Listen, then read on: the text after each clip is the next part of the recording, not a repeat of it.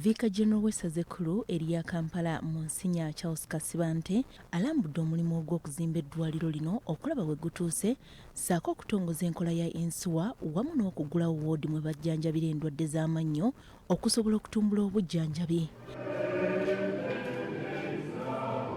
Sister Elizabeth Nalumansi akulembeddemu enteekateeka ey'okuzimba eddwaliro lino ategeezezza nti ensimbi ze baafuna okuva mu kaliisoliiso ddina za kuzimba omutendera oguddako era ng'essaawa yonna gutandika. Enfuna n'engeri omulimu gye gutambulamu omukono ogusinga obunene guvudde mu Buganda, guvudde mu kaliisoliiso ddina. Kati ng'omusingi guwedde gwagugwerera ddala guli ku 100% bulungi.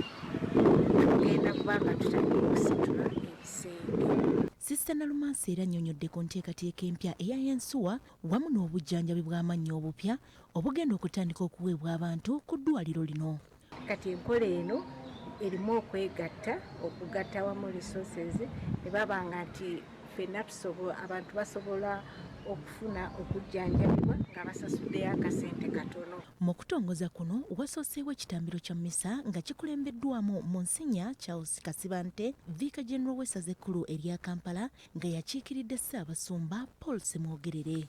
Abajja wano nga balwadde baveewo nga bawonye mu mwoyo ne mu mubiri. Monsinya Charles Kasibante era asabye abantu okuwagira enteekateeka eno kubanga nti omuntu tasaanidde kulinda kubeera na nsimbi okufuna obujjanjabi obulungi. Era njagala okusaba abantu n'ekitundu kino okweyamba sitiimu eno obujjanjabi butuuke ku bantu bangi.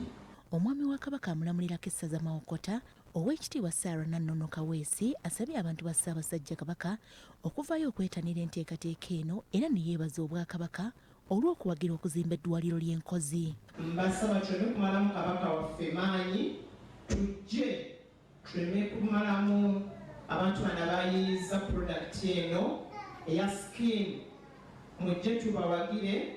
Kabaka ayagala abantu balamu. Bo abakulembeze ab'enjawulo ababaddewo beebazizza eddwaliro lino olw'okutumbula ebyobujjanjabi naddala abantu ababeera bagudde ku bubenje. Bangi asobola okulaba omukisa ewalala n'ataguskaguleeta n'atakoppa bulungi, naye okuzuula ekituufu ekiri ku ground ne bamanya butya bwe bayinza okusolvinga ensonga eyo, beebaza nnyo, beebaliza ddala. Ng'omuntu agenda kufunayo kasente akatini ajje yeegatte ku screen health insurance okulaba nti bagendanga kumujjanjabira ku busente obusaamusaamu. Tujja kubanga tuyambiddwa nnyo nti abantu baffe, abantu ba Ssaabasajja Kabaka bagenda kuba basobola okufuna obujjanjabi obwo. Olaba nti kigenda tuyambako okwaprochinga issue ya mindset n'okulaba nti abantu tebatandika kwejjanjaba bokka nga tebafunye professional guidance. Sandra Nabaggala ne Irene Mirembe, BBS Terefayina, Gambuuze.